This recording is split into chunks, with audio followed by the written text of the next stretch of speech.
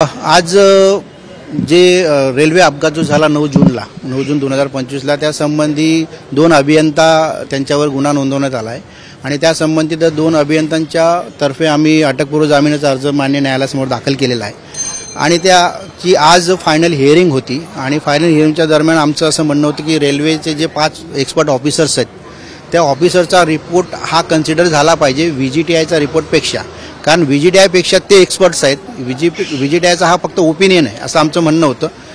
आणि दुसरी गोष्ट याच्यावर पोलिसांचाही त्यांचा जबाब आला आहे, त्यांनाही काही तपास करायचा, अजून सखोल तपास करायचा आहे. त्याच्यासाठी त्यांना आरोपींची इंट्रॉगेशनसाठी कस्टडी पाहिजे म्हणून त्यांचा तसा जबाब आलेला आहे. पण त्याचे काही मुद्दे होते ते आम्ही आज कोर्टासमोर मान्य केलेत की कस्टडियल इंट्रॉगेशनची गरज नाही. ऑलरेडी बरेच साक्षीदार पोलिसांनी ऑलरेडी तपासलेले आहेत, त्याच्यामुळे कस्टडीची गरज नाही असा आमचा मेन मुद्दा होता. आणि जो इन्सिडेंट हा जो घडला तो इन्सिडेंटचा स्पॉट आणि ते जे नाला चोको वगैरे ह्या ज्या गोष्टी सांगत होत्या यांच्यात बरंच डिस्टन्स आहे असा आमचा युक्तिवाद होता. म्हणजे हा जो इन्सिडेंट घडला त्याच्यासाठी जो स्पॉटर घडला तो स्पॉट आणि त्यांचं जे म्हणणं आहे जिथं नाला चोकअप झाला होता मुंब्रा स्टेशनजवळ आणि त्या नाल्याचे पाणी येऊन खडी वाहून गेली आणि ट्रॅक जे होते ते ट्रॅक दबले गेल्यामुळे 2 ट्रेन जवळ आल्या असं जे त्यांचं म्हणणं आहे ते म्हणणं आम्ही खोडून काढलं आहे. त्याच्यासाठी आम्ही काही युक्तिवाद असा केला होता की हे जे स्पॉट ऑफ द इन्सिडेंट हा वेगळ्या ठिकाणी जवळजवळ ह्या नाल्यापासून 150 फूट मीटर अंतरावर 150 ते 140 मीटर अंतरावर आहे असा आमचा युक्तिवाद जनरली होता. आमच्या दोघांचा युक्तिवाद मान्य न्यायालयाने ऐकून घेतलेला आहे आणि त्यासंबंधी काही CCTV फुटेजचे न्यायालयाने त्याचं पण अवलोकन केलेलं आहे.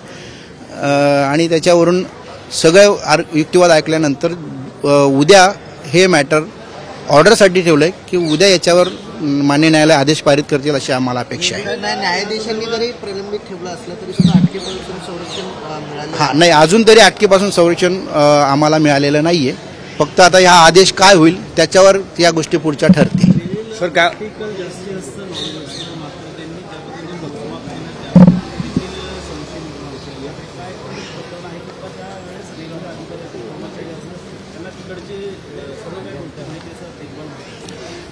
आमचं म्हणणं तेच होतं की जे मेजरमेंट्स पोलिसांनी व्हीजीटीआयच्या अधिकाऱ्यांसोबत किंवा त्यांनी स्वतः जेव्हा घेतल्यात या सगळ्या मेजरमेंट्स घेतल्यात त्यावेळेस रेल्वेचे अधिकारीसुद्धा उपस्थित होते आणि रेल्वेच्या पॅरामीटरप्रमाणे हे मेजरमेंट घ्यावं असं आम्हाला म्हणजे रेल्वेचं म्हणणं होतं, अधिकाऱ्यांचं म्हणणं होतं.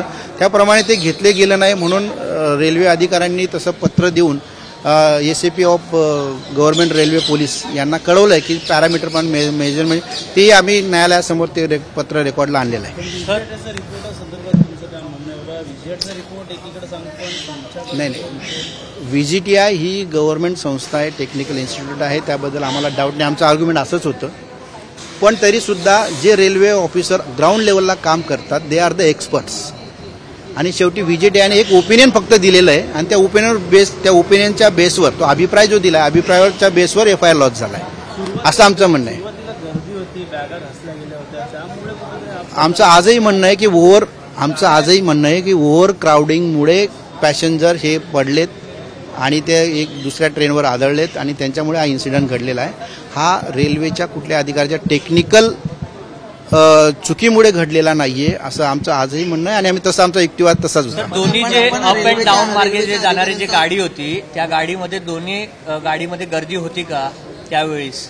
कसं असतं जी डाऊनला जाणारी गाडी होती कर्जत गाडी CST ते कर्जत याच्यामध्ये नॉन पीक अवर होता हे तर मान्य आहे सगळ्यांना. पण तरी आमचं असं आमच्या जे रिपोर्टचे जे आमच्या रेल्वेचा जो रिपोर्ट आहे त्याच्याप्रमाणे जरी त्या दिवशी पीक अवर त्या रेल्वेच्या याच्यात नव्हता तरी सुद्धा काही लोक त्या दिवशी फुटबोर्डवर बसून उभे राहून प्रवास करत होते आणि इकडे जी ट्रेन होती म्हणजे CSTकडे जाणारी कसारा टू CST N10 ह्या ट्रेनमध्ये तो पीक अवर्स होता. 9:01 हा इन्सिडेंट घडला. त्यावेळी तो फुल पीक अवर्स होता आणि त्यावेळी खूप गर्दी होती आणि दिव्याला प्लॅटफॉर्म जो कोच नंबर 2 आणि 3 जो आहे हा फूट ओव्हरब्रिजच्या जवळ येत असल्याने त्या दिवशी आमचं असं आर्ग्युमेंट होतं की त्या दिवशी लॉट ऑफ गर्दी त्याच्यामध्ये त्या दिवशी त्या कोचमध्ये होती.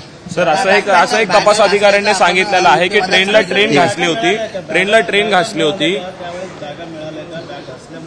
तपास अधिकारी म्हणतात ते बागा मिळालेल्या पंचनामा. आमचं असं म्हणणं होतं की त्याच्यामध्ये बॅकपॅक सोबत प्रवासी प्रवास करत होते आणि त्याच्या बॅग आणि ते जवळ म्हणजे ट्रॅकला म्हणजे तो त्याच्यावर आदळला गेला असं आमचं म्हणणं होतं. पण पंचनाम्यामध्ये बॅग मिळून आल्या नाहीत असं खरं म्हणजे इन्व्हेस्टिगेटिंग ऑफिसर यांचं म्हणणं होतं. पण आमचं आर्ग्युमेंट त्याच्यावर असं होतं की एखादी व्यक्ती पडल्यानंतर बॅगेसह पडला असेल किंवा बॅग त्याच्या बाजूला पडली असेल तर जनरली ती बॅग त्याला दिली जाते, ती काय स्पॉटर कोणीच ठेवून जात नाही. मान्य न्यायालय आमचं सांगण्यात होतं की स्पॉटर कोणी हे बॅग ठेवून जात नाही, कारण पंचनामा करायच्या आधी ते एखाद्या उचलल्या गेल्या असेल म्हणून त्या पंचनाम्यात दिसत नाही. सर सीसीटीव्ही मध्ये दिसतंय का त्या बॅग तिथे होत्या की नव्हत्या रेल्वे अपघात झाल्यानंतर?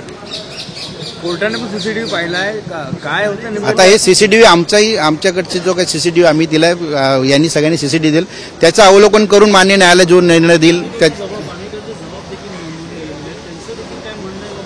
त्या जबाबाच्या कॉपीज आता त्या इन्व्हेस्टिगेशनचा पार्ट आहे म्हणून ते काय जबाब नोंदवले गेलेत त्या संबंधी फक्त त्यांच्याकडे माहिती असेल ती. ठीक है. ओके रोल सर जो है आज रेलवे अपघात मामले में जो है सुनावनी क्या सुनावनी हुई, क्या कहेंगे? इसमें जो रेलवे अपघात हुआ था 9 जून 2025 को, उसमें कुछ लोग गिरे थे ट्रेन से. 2 ट्रेन पास हुई थी, एक CST टू करजत और दूसरी कसारा टू CST. इसमें जो इंसिडेंट हुआ था उसके बारे में 2 इंजीनियर्स है रेलवे के, उनके ऊपर FIR लॉन्च हुआ है. उनको प्रोटेक्शन अटक पूर्व जामीन मिलने के लिए हम लोगों ने ये अटक पूर्व जामीन एप्लीकेशन माननीय न्यायालय के सामने फाइल किया है और अकॉर्डिंगली उसके ऊपर आज सुनावनी हुई है. और सर क्या सुनावनी हुई, क्या? हाँ, वो उसमें अभी हम लोग हमारा बाजू क्लियर किया है कि इसमें कि ये जो इंसिडेंट हुआ है वो दैट विद ओवर क्राउडिंग की वजह से हुआ है. इसमें कोई इंजीनियर का उसमें फॉल्ट नहीं है, ऐसा हमारा कहना था. सर इन्वेस्टिगेशन ऑफिसर्स ने भी जो है कुछ प्रूफ्स जो है कोर्ट्स के सामने साबित रखे, जैसे सीसीटीवी हो या कुछ VJTI की रिपोर्ट्स हो, जिसमें कहा गया है कि ट्रेन आपस में क्लैश होने की वजह से ये सब इंसिडेंट्स हुआ, जिस वजह से जो है ट्रेन के ऊपर भी कुछ निशान आए थे और इस वजह से इंसिडेंट्स हो पाया है. वो उनका कहना है कि एक्चुअली हमारा कहना ऐसा कि ओवर क्राउडिंग की वजह से इंसिडेंट हुआ है, ऐसा कोई ट्रैक की वजह से या इंजीनियर्स का फॉल्ट की वजह से ये इंसिडेंट नहीं हुआ है. उन्होंने वैसा वो VJTI का रिपोर्ट फाइल किया है. हम लोगों ने भी जो 5 रेलवे ऑफिसर्स है उनका जो रिपोर्ट है हम लोग भी कोर्ट के सामने फाइल किया है और हम लोग उसके ऊपर रिलाय हो रहे हैं. सर कोर्ट ने एक सवाल पूछा कि जो इंजीनियर्स है जिनके ऊपर ये जो है ऑब्जेक्शन उठाया गया वो इंजीनियर्स अब तक कोर्ट में क्यों नहीं हाजिर हो पाए? नहीं, उनको इंटरिम प्रोटेक्शन नहीं दिया गया इसलिए वो उसको हम नहीं ला सकते. अगर उनको मतलब उनको लाएंगे तो फिर अरेस्ट हुए तो ये हमारा केस इनफ्रक्चुअस हो जाता है, इसलिए हम लोगों ने उनके सामने हाजिर नहीं किया. इस बार भी जो इंटरिम का जो फैसला है वो नहीं सुनाया गया है. नहीं, अभी फाइनल हियरिंग होने के बाद फाइनल ऑर्डर कल रखा है और कल फाइनल ऑर्डर होने वाला है.